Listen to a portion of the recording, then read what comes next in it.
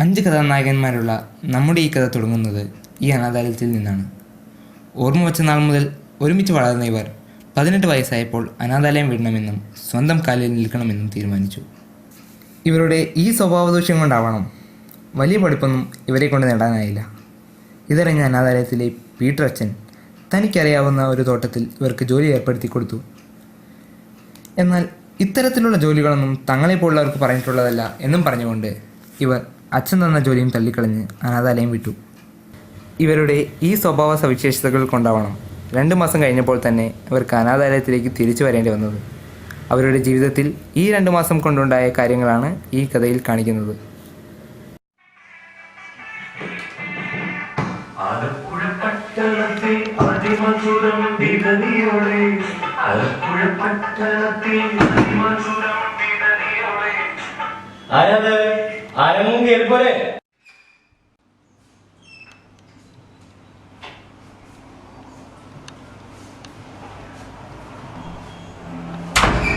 എന്നാ പറ്റിയടാ? എന്നാ പറ്റിയെന്ന്? അച്ഛോ, ഞങ്ങൾക്കൊരു തെറ്റ് പറ്റിയച്ചോ. ചെയ്യാൻ പാടില്ലാത്തൊരു കാര്യം ഞങ്ങൾ ചെയ്തച്ചോ. അന്ന് അച്ഛൻ്റെ വാക്ക് ധിക്കരിച്ച് ഇപ്പം ആകെ പ്രശ്നമായച്ചോ. 10-18 വർഷം അനാഥാലയം, അത് കഴിഞ്ഞ് സ്വന്തം കാലിൽ നിൽക്കണമെന്ന് നിങ്ങൾ എന്നോട് ആവശ്യപ്പെട്ടപ്പോൾ ഞാൻ നിങ്ങൾക്കൊരു ജോലി സംഘടിപ്പിച്ചു. എന്നാൽ ആ ജോലിയും തട്ടിക്കളഞ്ഞ് അടിച്ചുപൊളി ജീവിതം ലക്ഷ്യമിട്ട് നിങ്ങൾ മറ്റൊരു ജോലി സംഘടിപ്പിച്ചു. ആ ജോലി അബദ്ധമായി എന്ന് തോന്നുന്നുണ്ടോ നിങ്ങൾക്ക്? എന്താണ് സംഭവിച്ചത് എന്ന് നിങ്ങൾ എന്നോട് പറയുന്നതിന് മുമ്പ് നിങ്ങൾ ഈ അനാഥാലയത്തിൽ നിന്നും അവസാനമായി ഇറങ്ങിപ്പോയ ആ ദിവസം നിങ്ങൾക്ക് ഓർമ്മയുണ്ടോ? അത് മാത്രമല്ല, അന്ന് നിങ്ങൾ എന്നോട് പറഞ്ഞ വാക്കുകളും പറഞ്ഞ കാര്യങ്ങളും.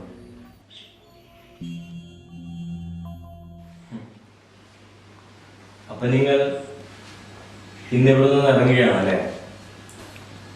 പോകണ്ട എന്ന് ഞാൻ പറയുന്നില്ല, നല്ലൊരു കാര്യത്തിനല്ലേ. അല്ല, അങ്ങനെയാണല്ലോ നിങ്ങൾ കരുതി വെച്ചിരിക്കുന്നത്?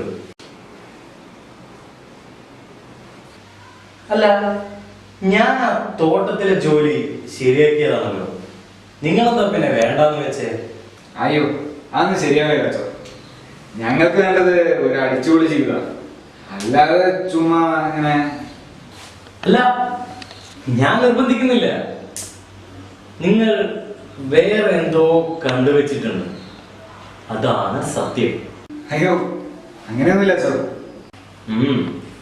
അത് എന്ത് തന്നെയായാലും അതിൽ നേരും നെറിയും ഉണ്ടാകുമെന്ന് ഞാൻ വിശ്വസിക്കുന്നു. ഉണ്ടാകില്ലേ? ഉണ്ടാവണം. ചോരത്തിളപ്പ് കൂടുതലുള്ള പ്രായമാണ്. ഓരോ തെറ്റായ തീരുമാനങ്ങൾ എടുത്ത് ജീവിതം വെറുതെ നശിപ്പിക്കരുത്. ഇല്ല അച്ഛോ, എന്ത് കാരണവശാലും ഞാൻ മദ്യപാനം പോയി ഞങ്ങൾ 5 പേരുടെ ഉണ്ടാവില്ല. ശരി, വിട്ടോ. കർത്താവ് നിങ്ങളെ അനുഗ്രഹിക്കും. എന്ത് പ്രശ്നം വന്നാലും ഇങ്ങോട്ട് വരാൻ മടിക്കരുത്.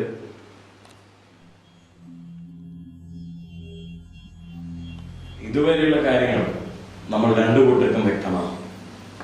അന്ന് ഈ അനാഥാലയത്തിൽ നിന്നും നിങ്ങൾ ഇറങ്ങിയ ആ ദിവസം എങ്ങോട്ട് പോയി, എന്തു ചെയ്തു? അന്ന് ഞങ്ങൾ ഇവിടെ നിന്ന് ഇറങ്ങിയ ശേഷം പിന്നെ പോയത് ഗൗതം സംഘടിപ്പിച്ചൊരു വീട്ടിലേക്കാണ്.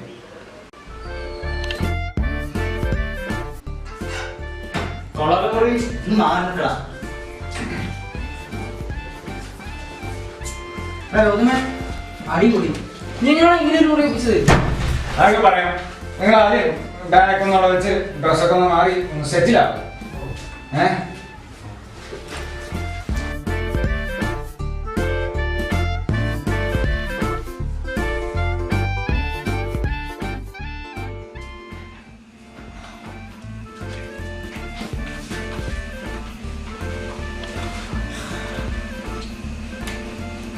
എടാ ഗൗതമ, ഇനിയെങ്കിലും പറ, എന്താ നിന്റെ പ്ലാൻ? നിങ്ങൾ എന്നോട് ചോദിച്ചില്ലേ എന്തിനാണ് അച്ഛൻ തന്ന ജോലി ഞാൻ നിങ്ങളെ കൊണ്ട് വേണ്ട എന്ന് പറയിച്ചതും എനിക്ക് എവിടുന്ന് ഇങ്ങനെ ഒരു സെറ്റപ്പ് ഒക്കെ കിട്ടിയെന്നൊക്കെ? എടാ, നീ ഒന്ന് ആലോചിച്ചു നോക്ക്. അച്ഛൻ തന്ന ജോലി കൊണ്ട് നമുക്ക് ഒരു ലാവിഷ് ആയിട്ട് ഒന്ന് അടിച്ച് പൊളിച്ച് ജീവിക്കാൻ പറ്റുമെന്ന് നിനക്ക് തോന്നുന്നുണ്ടോ? അതില്ല. ആ അതാ ഞാൻ പറഞ്ഞത്, നമുക്ക് പ്രധാനം കാശാണ്. ഗൗതമൻ, നീ വളച്ചൊടിക്കേണ്ട കാര്യം പറ. എടാ, രാവും പകലും കഷ്ടപ്പെട്ട് പണിയെടുത്ത് നക്കാപ്പിച്ച കയ്യിൽ കിട്ടണോ നല്ലത്, അതോ ആഴ്ചയിൽ ഒരു 3-4 ദിവസം പണിയെടുത്തുകൊണ്ട് ആയിരങ്ങളുടെ നോട്ട് കയ്യിൽ വരണോ നല്ലത്? അങ്ങനെ ചോദിച്ചാൽ നീ രണ്ടാമതൊരു ജോലി തന്നെ നല്ലത്. പക്ഷെ നീ ഇനി കാര്യം പറഞ്ഞില്ലല്ലോ, എന്ത് ജോലിയെ പറ്റി നീ പറയണേ? എടാ, നമ്മുടെ അനാഥാലയത്തിന്റെ തൊട്ടടുത്ത് ചായക്കട നടത്തണ മറ്റേ വേലുണ്ണാച്ചി നിനക്കറിയില്ലേ? അയാളുടെ മകനായിട്ട് ഞാൻ നല്ല കൂട്ടാണ്, നിനക്കറിയില്ല? ആ, മറ്റേ ശിവല്ലേ? അവൻ തന്നെ. അവൻ ഈ അടുത്ത് എന്നോട് ഒരു കാര്യം സൂചിപ്പിച്ചിരുന്നു. എന്താ അറിയോ? നമ്മുടെ നാട്ടിലെ പുകയിൽ ഉൽപ്പന്നങ്ങളില്ലേ, അതിന്റെ ഉപയോഗം വളരെ കൂടുതലാണ്. അതിനിപ്പോ എന്താ? എടാ, ഈ സാധനം തമിഴ്നാട്ടിൽ നിന്നും ആന്ധ്രയിൽ നിന്നൊക്കെയാണ് ഇവിടെ എത്തിക്കുന്നത്. നീ എന്തൊക്കെയാണ് പറയണേ? എനിക്കൊന്നും മനസ്സിലാവില്ല. അതിന് ഈ പറയണതൊന്നും മര്യാദക്ക് മനസ്സിലാക്കി. എടാ, ആന്ധ്രയിൽ നിന്നും തമിഴ്നാട്ടിൽ നിന്നും ഒക്കെ ഈ സാധനം നമ്മളോട് എത്തിക്കുന്നത് നമ്മളെ പോലുള്ള ചെറുപ്പക്കാരാണ്. തമിഴ്നാട് ബോർഡറിൽ നിന്നും നമ്മൾ ഈ സാധനം നമ്മളവിടുത്തെ കടകളിൽ എത്തിച്ചു കഴിഞ്ഞാൽ നല്ലൊരു തുക കമ്മീഷനായിട്ട് നമ്മളെ കയ്യിൽ കിട്ടും. ആ ദിവസം ഞാൻ ജോലിയെ പറ്റി കൂടുതലൊന്നും പറഞ്ഞില്ല. ഹരിയുടെ പ്രതികരണം കണ്ടപ്പോ എനിക്ക് പേടിയായി. അടുത്ത ദിവസം ഞാനും ശരത്തും ചേർന്ന് ശിവയെ കാണാൻ പോയി.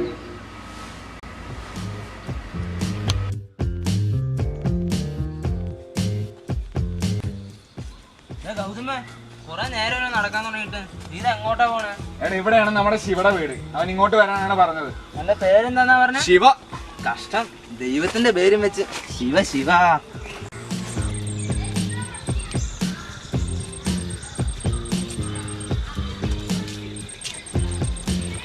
എന്താണത്? കൊറേ നേരമല്ലോ, സ്ഥലം ഇതുവരെ എത്തിയില്ലേ? അവന്റെ വീട് ഇവിടെ എവിടെയാണ്. അവൻ ഇങ്ങോട്ടാണ് വരാൻ പറഞ്ഞത്. നമുക്കേ ഒരു കാര്യം ചെയ്യാം, ഇവിടെ ഇരുന്നാലോ? ആ, അതാ നല്ലത്.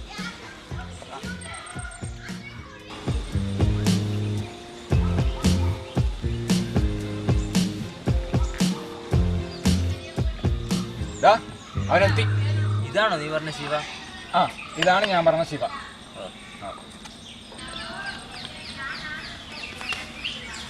ഗൗതം, കുറെ നേരം ഇല്ല, കുഴപ്പമില്ല. കുറച്ച് മാറി വെച്ചാലോ? ആ, എന്താ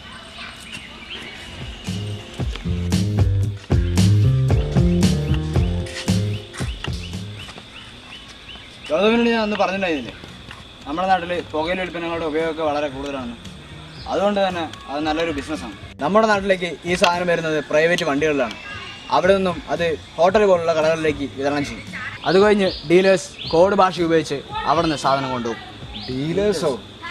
അതെ, ആ ജോലിയാണ് നിങ്ങൾക്ക് ഞാൻ തരാൻ പോകുന്നത്. എന്താണ് ഈ ഡീലേഴ്സിന്റെ ജോലി? കിട്ടുന്ന സാധനം വിറ്റ് തീർക്കണം, ആവശ്യക്കാർക്ക് സാധനം എത്തിച്ചു കൊടുക്കണം. നിങ്ങൾ ധൈര്യത്തോടെ ഈ പണി ചെയ്താൽ പണം നിങ്ങളെ തേടി വരും. അതിരിക്കട്ടെ, നിങ്ങൾ എത്ര പേരുണ്ട്? ഞങ്ങൾ 5 പേർ. നിങ്ങൾ 5 പേര് തന്നെയല്ലേ? ഒരു മിനിറ്റ്. ഹലോ, ആ അത് ഞാൻ ശരിയാക്കിയിട്ടുണ്ട്. അല്ല, ആ 5 പിള്ളേരുടെ കാര്യം എന്തായി? അല്ല, അവരുടെ കോഡ്. ഓ, ശരി ശരി. നിങ്ങൾ രാവിലെ ഹൈവേനടുത്തുള്ള ഹോട്ടലിൽ നിന്ന് ലോഡ് എടുക്കണം.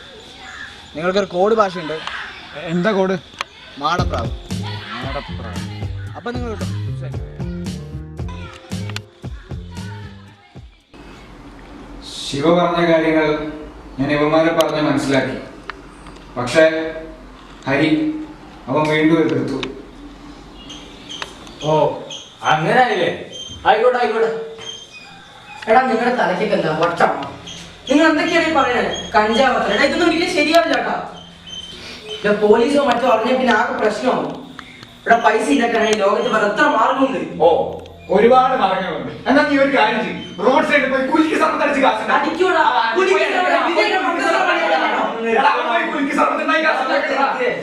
നീ ഒന്നും ഇരുന്നേ. എടാ, നീ എന്നെ ഒന്ന് ആലോചിച്ച് നോക്കിയേ. നമ്മൾ 10-18 കൊല്ലം അനാഥാലയത്തിൽ ജീവിച്ചിട്ട് ഇനി നമുക്ക് വേണ്ട ഒരു ആസ്വദിച്ചുള്ള ജീവിതം. അപ്പൊ നിന്റെയും താല്പര്യം ഇതൊക്കെ തന്നെയാണല്ലേ? എടാ, അങ്ങനെ ഞാൻ ഇനി ഇവിടെ നിന്നിട്ട് കാര്യമില്ല. എടാ ഹരി, ഹരി, നീ ആലോചിച്ചിട്ട് തീരുമാനമാണോ ഇത്? എനിക്ക് ആലോചിക്കാനൊന്നുമില്ലടാ. അച്ഛൻ എന്നെ ഇങ്ങനെയൊന്നുമല്ല വളർത്തിയത്. അതുകൊണ്ട് ഇതുപോലൊരു ജീവിതത്തിൽ എനിക്ക് താല്പര്യമില്ല. നീ ഇവരുടെ ആൾക്കാരെ തുളിക്കോ സാവ. നാശത്തിലേക്ക് നിങ്ങളൊക്കെ പോണത്. ഹരി പോയത് ഞങ്ങൾ കാര്യമാക്കിയില്ല. കാര്യമാക്കിയില്ല എന്ന് വെച്ചാൽ അവനിപ്പോ എവിടെയുണ്ട്? ആണോ? അവൻ എവിടെയുണ്ട്? എന്താ പിന്നല്ലാതെ ഹരി.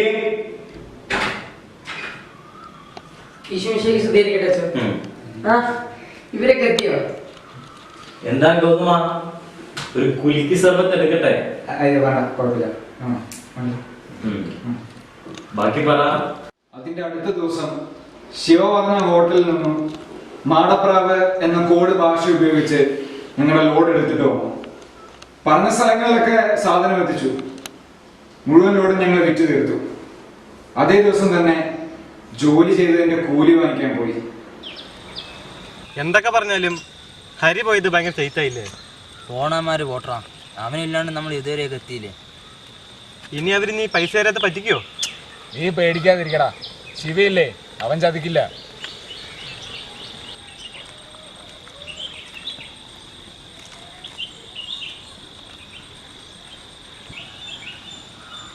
ഇവിടെ 2 പിള്ളേർ വരുന്നല്ലോ. ശരിയാണല്ലോ, അവന്മാർ ഇങ്ങോട്ടാണല്ലോ വരുന്നത്.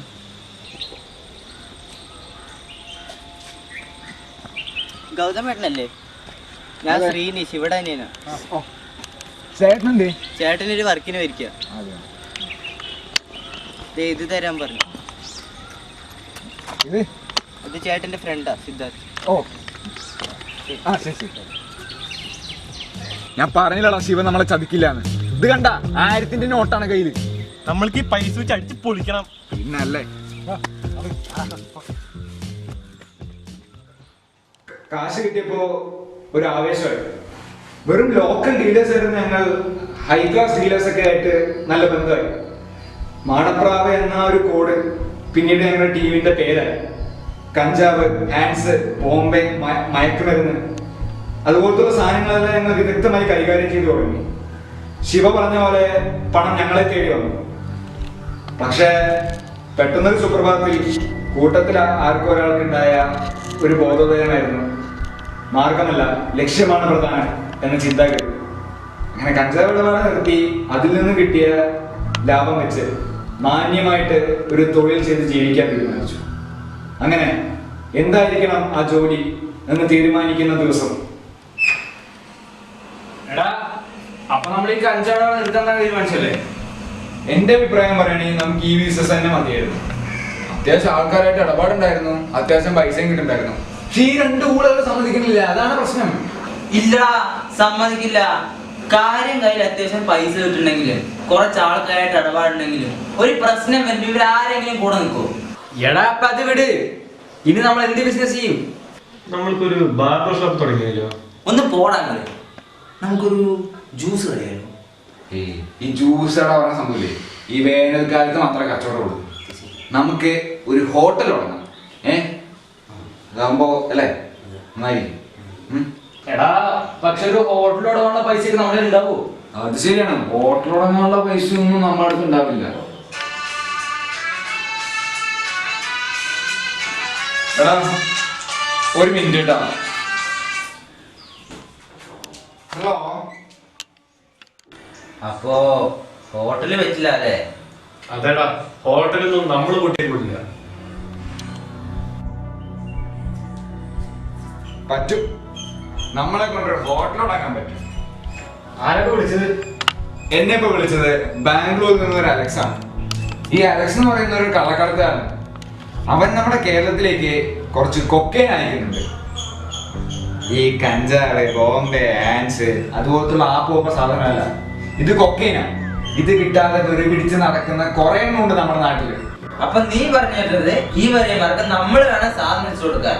അതെ, നടക്കില്ല ഗൗതമ, അതിനെപ്പറ്റി നീ ചിന്തിക്ക പോലും വേണ്ട. നീ വേറെ വല്ല വഴി ഉണ്ടെങ്കിൽ പറ. അല്ലാതെ വേറെ വഴിയില്ല. കഞ്ചാവ് ഡീൽ ചെയ്യുന്നത് പോലെയല്ല ഇത്, കൊക്കൈനാണ്. ഒരു തവണ ഡീൽ ചെയ്താൽ മതി, ഇരട്ടിക്ക് ഇരട്ടിക്ക് ഇരട്ടിക്ക് പണം നമുക്ക് ഉണ്ടാക്കാൻ കഴിയും. ശരി, എന്നാ നീ ഒരു കാര്യം ചെയ്യും, നീ ശിവയെ വിളിച്ച് ഈ അലക്സ് ആളെങ്ങനെയാണെന്ന് ചോദിക്കും. എടാ, ശിവയെ ഞാൻ വിളിച്ചു. ശിവ പറയുന്ന അലക്സിന്റെ ഡീലൊന്നും നമ്മൾ ഒരിക്കലും മിസ് ചെയ്യാൻ പാടില്ല എന്നാണ്. ശിവ അത്രയും പറഞ്ഞ സ്ഥിതിക്ക് നമ്മൾ ഈ ഡീൽ ഉപേക്ഷിച്ചാൽ അതൊരു മരണത്തിലായിരിക്കും. നമ്മൾ ഉറപ്പിക്കല്ലോ. എന്നാ പിന്നെ ഞാനൊരു കാര്യം ചെയ്യാം, അലക്സിനെ വിളിച്ചിട്ട് ലോഡിന്റെ കാര്യം സംസാരിക്കാം.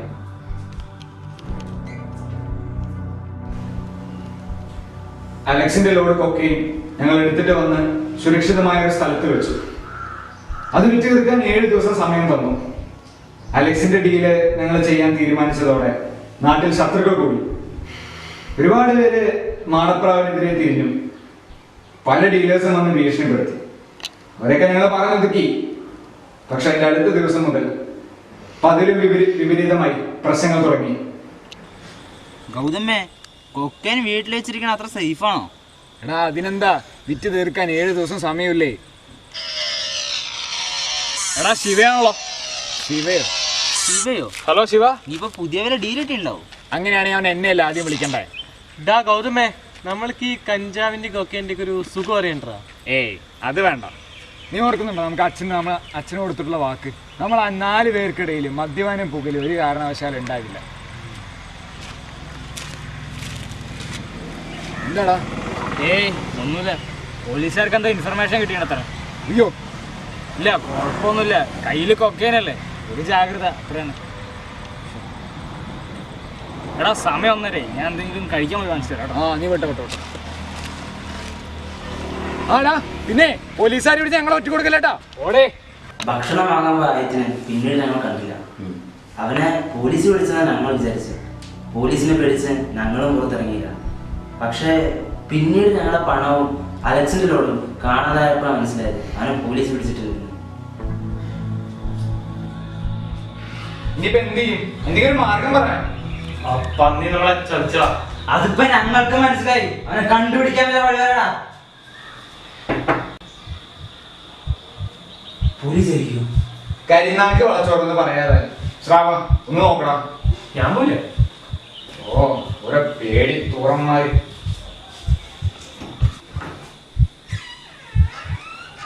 ശ്രീനിയോ? താനെന്തെവിടെ?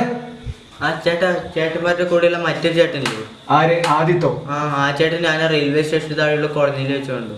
ഓ കണ്ടിട്ട് അത്ര പന്തിയോട് തോന്നിയില്ല. കാരണം ആ ഏരിയ അത്ര ശരിയല്ല. അതുകൊണ്ട് ചേട്ടന്മാരുടെ അടുത്ത് വന്ന് പറഞ്ഞു. സ്ഥലം എവിടെയാണോ പറഞ്ഞേ? ആ റെയിൽവേ സ്റ്റേഷന് താഴെയുള്ള കോളനി. അത് ശരി. എന്തെങ്കിലും കുഴപ്പമുണ്ട് ചേട്ടാ? ഏയ് കുഴപ്പമില്ല. താനിപ്പോ കിട്ടോ? ശരി ഓക്കെ താങ്ക് യു. കേട്ടില്ലേ? എടാ നമ്മളിനിപ്പോ എന്ത് ചെയ്യാൻ പോവാ? ഇനിയിപ്പോ എന്ത് ചെയ്യാൻ? അവനെ തപ്പിപ്പിടിക്കണം. എന്നിട്ട് അവനൊരു വിവരം അറിയിക്കണം. മാടപ്രാവിന് മുതൽ 4 പേരല്ല 3 പേരെ ഉള്ളൂ എന്നുള്ള വിവരം. വാടാ പോവാ.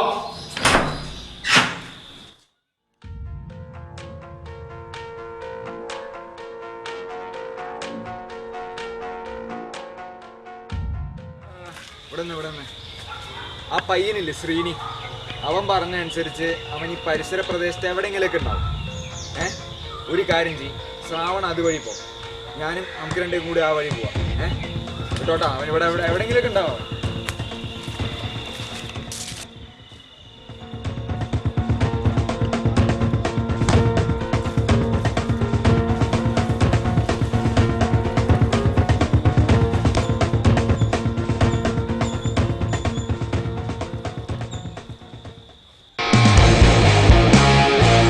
ഗൗതമേ ചേർത്തേ, അവന് കിട്ടി. ഇങ്ങോട്ട് പോര്.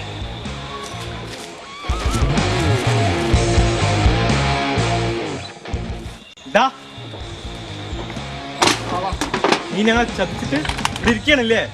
അതല്ല സ്രാവ്, തെറ്റി പറ്റി പോടാ. എടാ ഞാൻ പറയുന്നൊന്ന് കേൾക്കണം. നീ ഒന്നും പറയണ്ട. ശരത്തെ കൈ വിട്. അവനെന്താ പറയണത് പറയട്ടെ. എടാ അന്ന് തന്നെ ശിവ വിളിച്ചിട്ട് എന്നോടെന്തോ പേഴ്സണലായിട്ട് അവനെ സംസാരിക്കണം, നമുക്കെല്ലാവർക്കും ഗുണമുള്ള ഒരു കാര്യമാണെന്ന് പറഞ്ഞിട്ട് എന്നെ അങ്ങോട്ട് വരാൻ പറഞ്ഞു.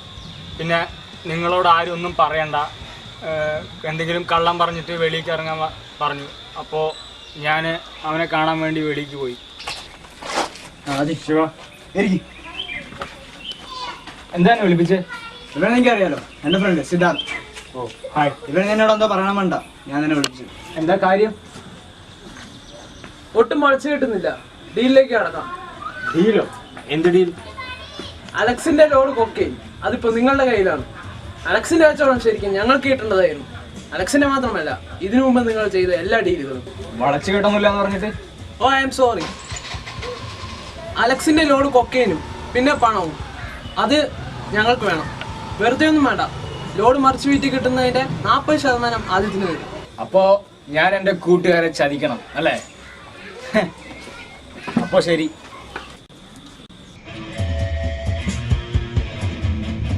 എഴുന്നേറ്റ് പോകുന്നതൊക്കെ കൊള്ളാം, പക്ഷെ തിരിച്ച് വീടെത്തുമ്പോ നിന്നെയും നിന്റെ കൂട്ടുകാരനെയും പോക്കാൻ പോലീസുകാർ അവിടെ ഉണ്ടാവും. എന്താ നിങ്ങളുടെ ഉദ്ദേശം? എന്റെ ഉദ്ദേശം സിമ്പിളാണ്. ഞാൻ അത് പറഞ്ഞു കഴിഞ്ഞു. ആദ്യം മണ്ടത്തിലൊന്നും കാണിക്കില്ലെന്ന് ഞാൻ വിചാരിക്കുന്നു. ഞാൻ എന്ത് ചെയ്യണമെന്ന് നിങ്ങൾ പറയണേ? വേറെ ഒന്നുമില്ല, നമുക്കിതൊരു ഡീലാക്കാം.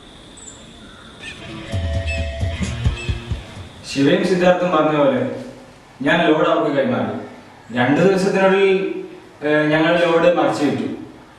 സാമാന്യം നല്ലൊരു തുക തന്നെ കിട്ടി. എൻ്റെ ഭാഗം 40%. ഞാനത് വാങ്ങിക്കാൻ അവരുടെ അടുത്ത് പോയി. പക്ഷേ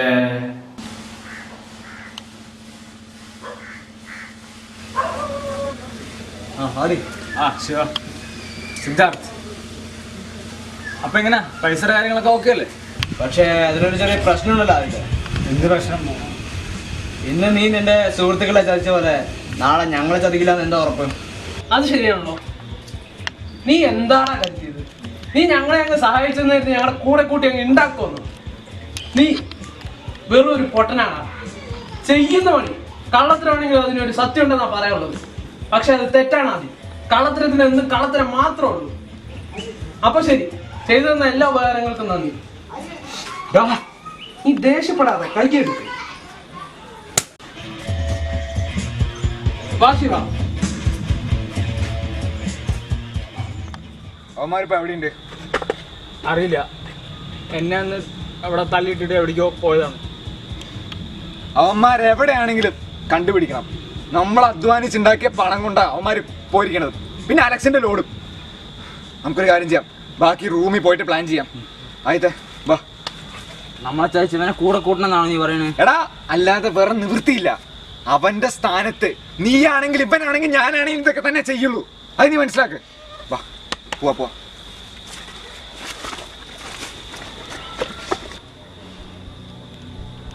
എടാ, നമ്മളിനി അവന്മാരെ എവിടെ പോയി തപ്പാനാ? എനിക്കറിയില്ല. എടാ, ശിവട അനിയനാ. എല്ലാവരും പേര് ശ്രീനി. നീ ഫോൺ എടുത്ത് കാര്യം ഉണ്ടെന്ന് ചോദിക്കും. ഹലോ. നമ്മളാരും പെട്ടൂല്ലേ? അതെ, ശരിക്കും വിട്ടു. നീ എന്തൊക്കെ പ്രശ്നങ്ങളാണോ വരാണോ? ശരി ശരി, ഓക്കെ.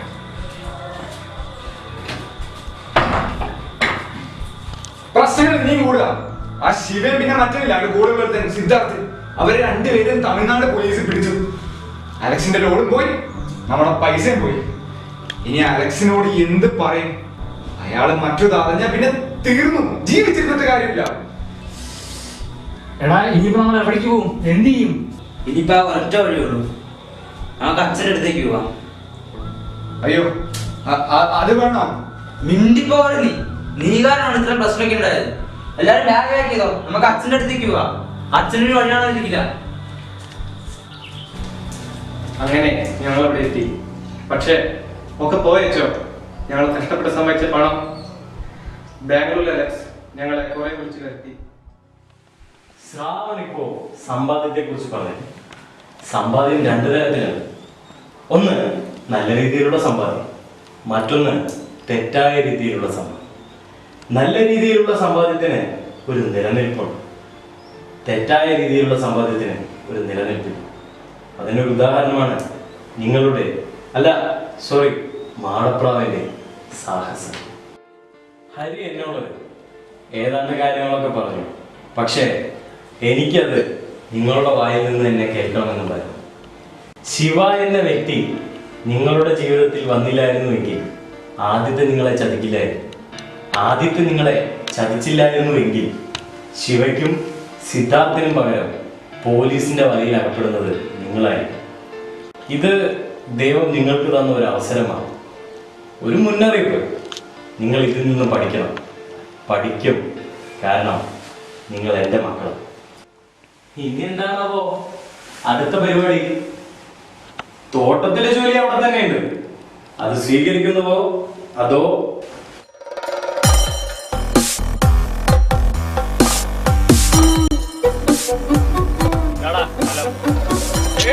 അല്ലേ ഇത് എവിടേക്കാണ്? എടാ ഓരോരുത്തര് ഓരോ വാഴ, മനസ്സിലായ? നീ ആ വാഴ, നീ ഈ വാഴ, നീ ഈ വാഴ, നീ ഈ വാഴ. അപ്പൊ നീ ഏത് വാഴ? ഞാൻ ഏതെങ്കിലും വാഴ വെച്ചിട്ടാ. എടാ നിങ്ങൾക്കൊക്കെ ഇതിന്റെ വല്ല ആവശ്യം ഉണ്ടായിരുന്നോ? മര്യാദയ്ക്ക് ആദ്യമേ അച്ഛൻ തന്ന ജോലിയിൽ നിന്ന് ജീവിച്ചാൽ പോരായിരുന്നില്ലേ? അതിവിടെ ചിലമാർക്ക് പണി ചെയ്തുണ്ടാക്കുന്ന കാശ് കൊണ്ട് ചോറുണ്ടാ എല്ലിക്കുത്തും, അതുകൊണ്ടാ.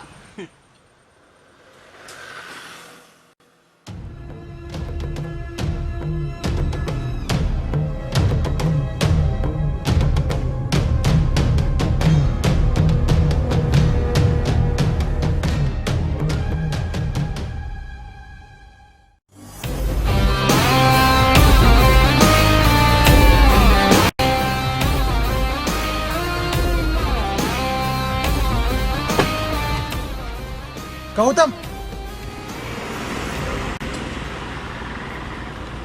ആരാ? I am Alex from Bangalore. അലക്സേട്ടാ, അലക്സേട്ടാ അതെന്താണെന്നറിയോ? അലക്സേട്ടൻ്റെ ലോഡ് ഞങ്ങളുടെ റൂമിലേക്ക് എത്തിച്ചതാണ്. അലക്സേട്ടന് 7 ദിവസം ഞങ്ങൾക്ക് വിൽക്കാൻ സമയം തന്നു. പക്ഷേ ആ 7 ദിവസങ്ങളിൽ ഒരുപാട് സംഭവങ്ങൾ സംഭവിച്ചു അലക്സേട്ടാ. അതായത് ഞങ്ങളുടെ ലോഡ് വേറെ ആരൊക്കെ വന്ന് കട്ടിട്ട് അത് മറിച്ച് വിറ്റ് ആകെ പ്രശ്നം അലക്സേട്ടാ. ഞങ്ങളൊന്നും മനഃപൂർവ്വം ചെയ്തതല്ല, പറ്റിപ്പോയത് അലക്സേട്ടാ. മക്കൾ കരയണ്ട, മാമ മക്കൾക്കൊരു സമ്മാനം കൊണ്ടുവന്നു. കാണും.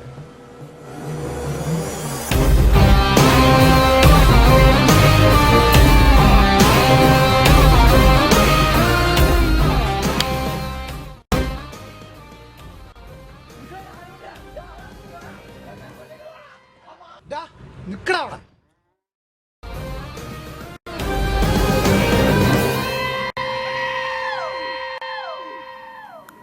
കല്ലും മുള്ളും കുഴികളും നിറഞ്ഞ മാടപ്രാവിൻ്റെ യാത്രകൾ ഇവിടെ അവസാനിക്കുന്നില്ല. ഓരോ കല്ല് കുത്തുമ്പോഴും, ഓരോ മുള്ളു തെറിയുമ്പോഴും, ഓരോ കുഴിയിൽ വീഴുമ്പോഴും അവർ ഓരോ പാഠങ്ങൾ പഠിക്കും, ഓരോ നന്മകൾ പഠിക്കും. ചുരുക്കി പറഞ്ഞാൽ, കണ്ടാലറിയാത്തവൻ കൊണ്ടാലറിയും.